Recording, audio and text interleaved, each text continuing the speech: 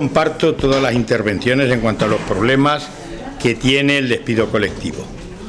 Pero es que el despido colectivo va a tener, si vamos a seguir con estos problemas, mientras no volvamos al sistema de la autorización administrativa previa. Es decir, un sindicalista, un miembro del comité, los de la sección sindical, cuando llega el momento de negociar, 30 días, todos estos papeles, ¿qué hago?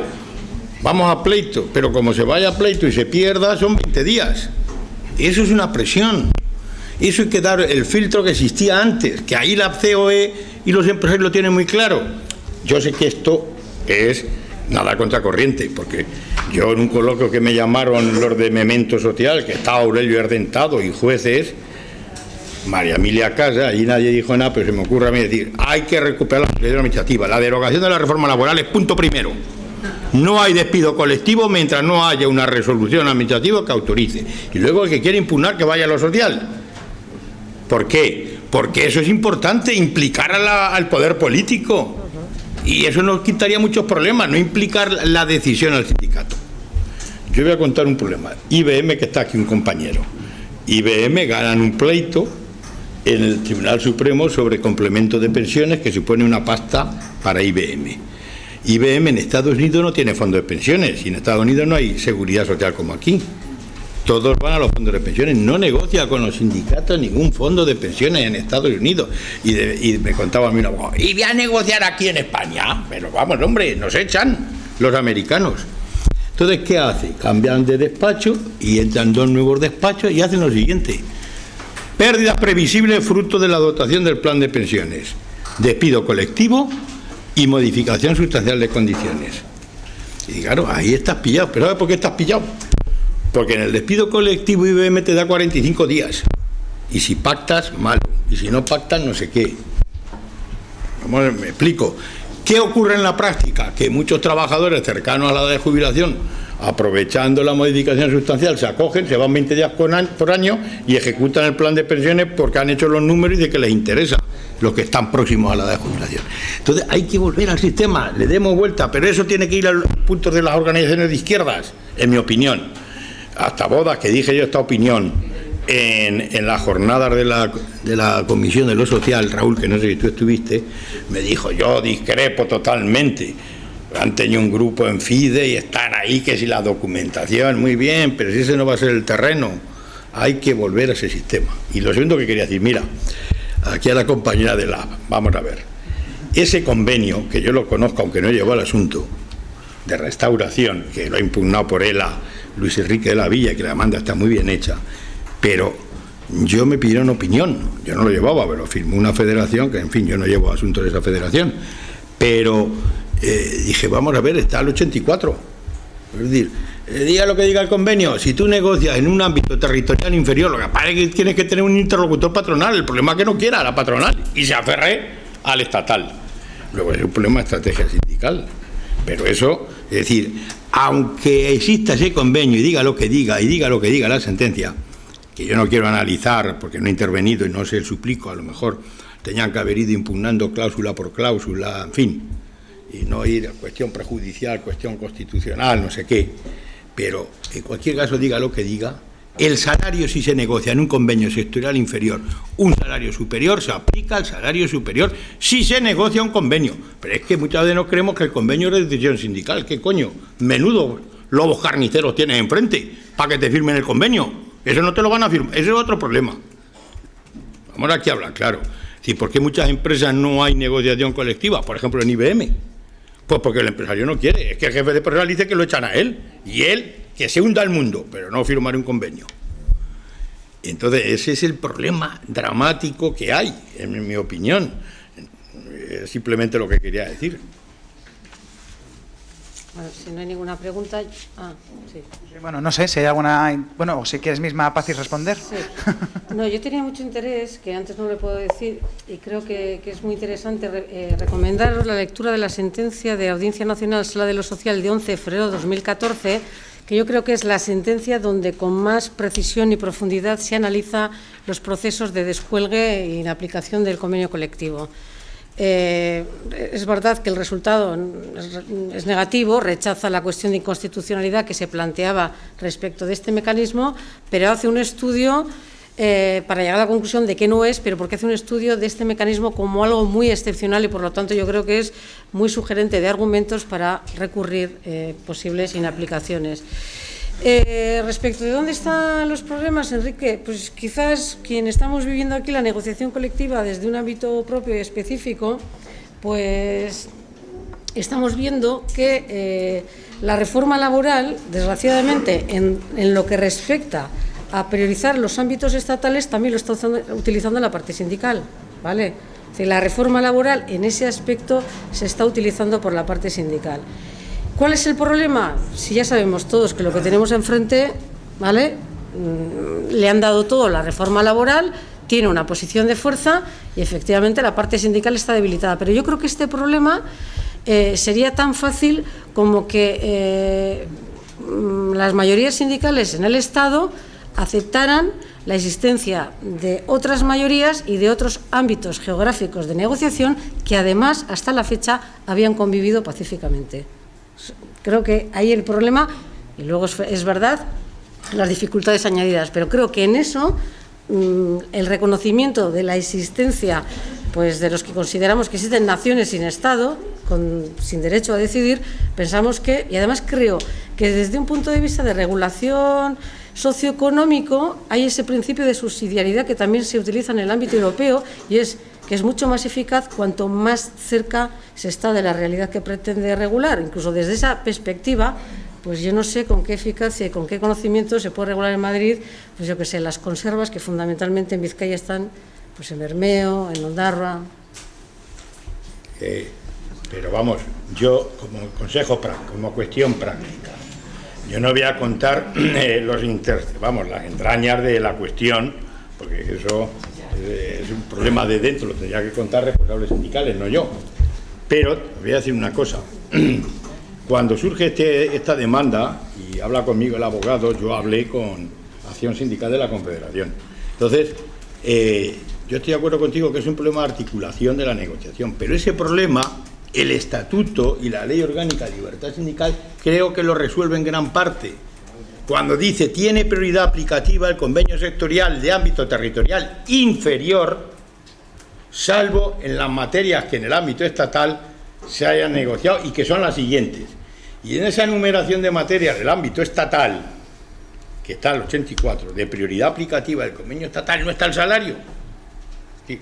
Si tú pactas un salario en el convenio provincial de Guipúzcoa o en el convenio autonómico o nacional de Euskadi, como lo quieras llamar, superior al salario de un convenio en el marco estatal, se aplica el salario del convenio.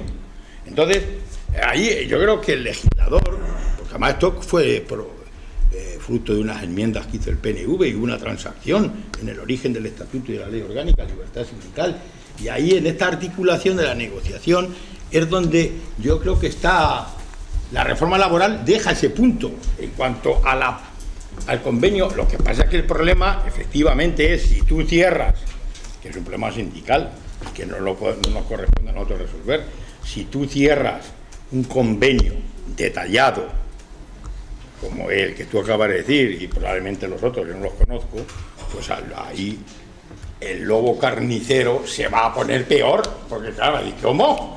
Va a firmar. ¿Qué solución puede haber? Si no hay convenio sectorial, pues tendría que ir al convenio de empresa, que ese sí que tiene todas las bendiciones legales. El convenio de empresa, que creo que él lo promociona mucho aquí en Euskadi, he oído, la verdad, porque no sigo al tanto, pero lo promociona mucho. Pero esa prioridad aplicativa la tienes en la ley. Entonces, esos son los resortes. El otro resorte... Enrique, sí, la reforma, esos mecanismos... Digo, vale, sin más. Sí. No, esos mecanismos no actúan automáticamente. Es decir, la prioridad aplicativa... No, pero hay una persona que quiere preguntar. Bien. Sí, bueno, vamos a centrar, sobre todo porque efectivamente no estamos hablando de una disputa en cuanto al impacto que tiene la reforma del 2011 sobre la negociación colectiva. Voy a pasar a un compañero que sí que quiere intervenir. Venga. Vale, gracias. Casi se me olvidaba la pregunta, pero bueno. Venga, soy Daniel de CNT de Madrid y me gustaría preguntar una cosa que ha dicho el compañero Raúl, ¿no? Que es que los tribunales son, bueno, bastante tolerantes, ¿no? Por no decir otra cosa, sobre todos los documentos que les entrega la parte empresarial, que es una prueba de parte. Entonces, la pregunta sería un poco como, a ver qué piensa en el sentido de cómo puedes tú construir el relato, no teniendo a lo mejor toda información económica porque no te la has podido conseguir, pese a que la haya solicitado previamente a la empresa en momentos no defensivos, donde no haya todavía conflicto, para que cuando luego suceda de ir a juicio, etcétera, al proceso jurídico, puedas anticiparte a que no presenten, bueno, pues si me sale a cuenta, presento los últimos trimestres, si no, hago un balance que me salga la media, que es lo que comentabas, ¿no? De que cojo desde 2007 o cojo desde el año pasado, ¿no? Entonces, ¿cómo puedes irte anticipando, teniendo en cuenta que puedan hacerte eso para que les salga y no teniendo toda la información a que a lo mejor hayas podido solicitar? Hay que a lo mejor cuáles serían los documentos más importantes o cuál sería otra forma de conseguirlo, ¿no? No sé si a través del registro mercantil, etcétera. Igual por la grabación. Bueno, yo lo primero que te quería precisar es cuando yo señalaba lo de, de que los tribunales y los juzgados son acríticos, lo refería en la siguiente perspectiva, y es, yo soy el que alego la causa en un proceso de reestructuración empresarial, bien interna, bien externa, y entonces yo al alegar la causa soy yo el que la tengo que probar. Si los tribunales de manera crítica asumen toda la documentación empresarial, ahora cuando yo impugno soy yo el que tiene la carga de la prueba, porque está acreditada la causa y ahora soy yo precisamente el que tengo que construir los documentos a la contra o impugnar con otros documentos que normalmente no voy a tener esa causa. Yo lo que digo es, demos un paso atrás. La empresa es la que dice que tiene tal causa, que me la acredite ella. Y los documentos son documentos de parte. Yo ni tan siquiera he hablado ni de contabilidad B, ni de fraude, ni de falsedad. No, lo que digo es, valorémoslo con las sanas y libre crítica del derecho y con la libre valoración del tribunal. Pero no lo demos por absolutamente. A ver, me han presentado 3 trimestrales, hecho. Y ahora, una vez que tengo eso para lo que sería el procedimiento judicial, en lo que tú planteas es más problemático. Porque claro, quiero decir, una cosa es para impugnar, que yo me sitúo a la contra, es decir, yo digo, oye, tú alegas la causa, la carga de la prueba te toca a ti, no como te hacen los tribunales que te dicen, no, tú alegas, que en realidad es lo que te dicen, tú alegas que la documentación es fraudulenta, el que alega el fraude lo prueba. Yo decía más en el proceso. Luego, fuera del proceso, evidentemente, yo con lo que ha dicho Héctor antes, yo creo que está muy relacionado con los elementos del negocio. Quiero decir, más allá de los documentos contables, que a mí además, por dificultades propias por lo que somos de letras, los que no nos manejamos con la contabilidad, con los asientos contables con mucha soltura, etcétera, me parecen más complicados. Yo creo que los elementos que más nos permiten hacer el seguimiento son los elementos relacionados con el plan de negocio. Héctor ha citado antes algunos, son... yo no sé si tendríamos capacidad para valorar los albaranes, que a lo mejor se te va de madre, sobre todo a partir de cierto nivel, pero sí que seguir un poco de con qué proveedores trabajo, cuáles son mis líneas de negocio y documentación que en realidad no es tanto ligada, iría más en la memoria. Lo que pasa que en la memoria te la tienes que creer, no está la contraparte de los documentos que justifican y mantienen la memoria, pero irían ligados a las líneas de negocio.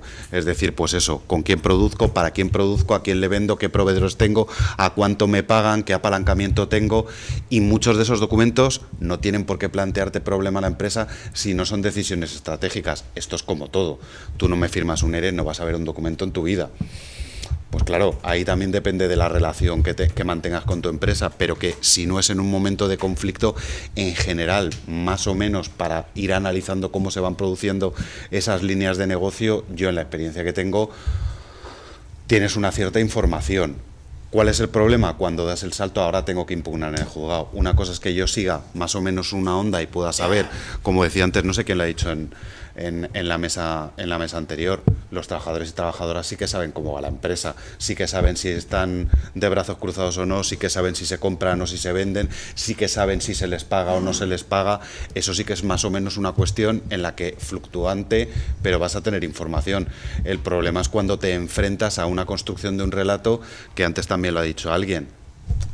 Yo llamo a un despacho de abogados grande y no le digo, oye, hazme un informe jurídico a ver si estoy en causa. No, le digo, oye, quiero despedir a 2.000. Y ahora, hazme la causa, búscame si puede ser. Y además, y aquí aprovecho algo que antes no he dicho, en las económicas todavía tienes cierto amarre. pero las técnicas organizativas y de producción es que es un misterio. Yo siempre cuento, y además como está Enrique lo digo con mayor placer, cuando se fragmenta el grupo El País, el grupo y el periódico, la rotativa, la publicidad, y se crean 5 empresas, se revienta un convenio, se hacen unidades productivas más pequeñas, donde hay menos fuerza sindical, donde puedes imponer otras condiciones, donde puedes saltar a un convenio de sector más perjudicial, y el perito se descuelga diciendo, no, es que esto es lo mejor de lo mejor, el desagregar. Y tú le dices, ¿y por qué si todos los medios que tienen ese modelo que es tan fantástico tienen peores resultados? Pues es que llamarle a eso pericial, que también podríamos valorar, creo que es el 94 o el 95, tanto la pericial como los informes de expertos son en una ciencia. Esto de las decisiones empresariales respecto a los informes, entre comillas, técnicos y a las aproximaciones, pues también tienen su complejidad en el plano, por lo menos formal, de los procedimientos jurídicos. Bueno, vamos a ir cerrando. ¿Hay alguien que quiera realizar? Vale, voy a dar la palabra por la última intervención y Nico que quería responder. ¿Sí?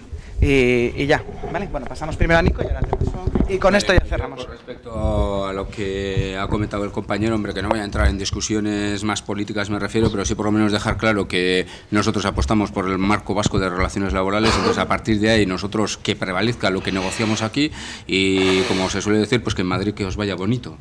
Y a partir de ahí luego, digamos que sí adaptarnos con respecto a las empresas y que nosotros vamos a las empresas, pues nos estamos adaptando a lo que dice la reforma laboral, aunque sea en contra de nuestra propia voluntad, pero al final para nosotros por lo menos prevalecen los intereses de los trabajadores y por eso como no tenemos no tenemos más que hacer, pues por eso hacemos eso. Pero bueno, sin más. Buenas. Lo primero quería dar las gracias a todos, a todos los ponentes por su exposición.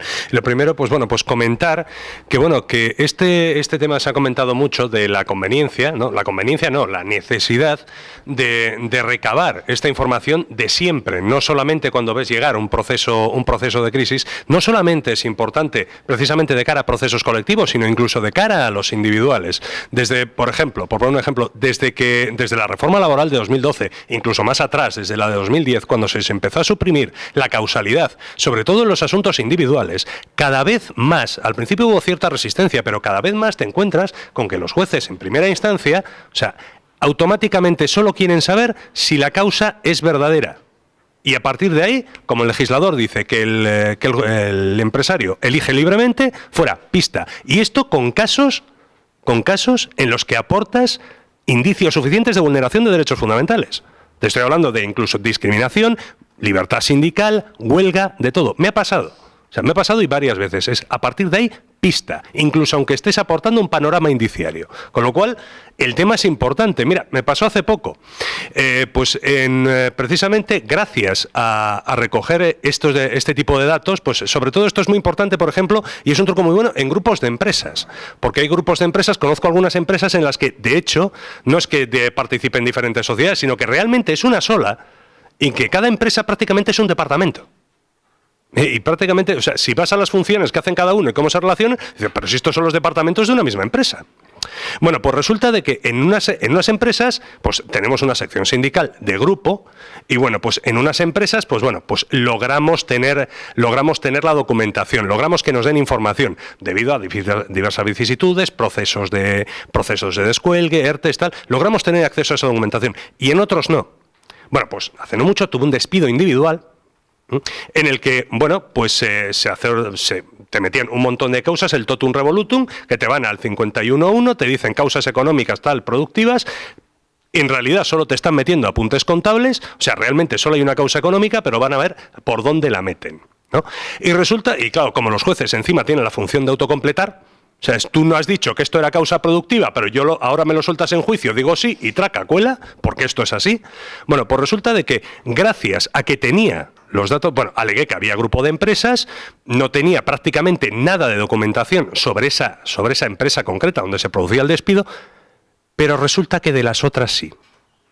Y tenía las auditorías. Y tenía de todo. Y resultó que, llegado incluso y era un grupo mercantil reconocido en las propias auditorías. Bueno, pues llega al juicio, incluso llegan a decirme en fase de contestación que no hay ni grupo mercantil. que son un grupo de empresas que, no sé, son amigos, se dedican a lo mismo y casualmente tienen el mismo domicilio. O sea, llegan a decirme eso, claro. Cuando saco una traspaleta de documentación, claro, y engancho al director financiero por banda, hola, guapo, vamos a hablar de las operaciones vinculadas con tus propias auditorías. Estas son, ¿no? Bien, pues vamos a hablar con esto. Bueno, pues grupo de empresas. Y gracias a eso nulo. Porque claro, si no anulas la causa objetiva, olvídate del nulo. O sea, esto es importante para todo, no solamente cuando vas a tener o crees que puedes tener un proceso colectivo, sino también para absolutamente todo, incluyendo derechos fundamentales, como he dicho al principio. Porque como no acredites, ya sea para cualquier medida, no solamente la más típica, el despido, modificaciones, etcétera, estás vendido. O sea, los jueces no van a entrar a mirarlo. ¿Vale? Eso es todo. Yo creo que con esto, ¿no?, podemos ir a comer tranquilamente. Bueno, así que nada, luego más tarde os volveréis a ver a la tarde.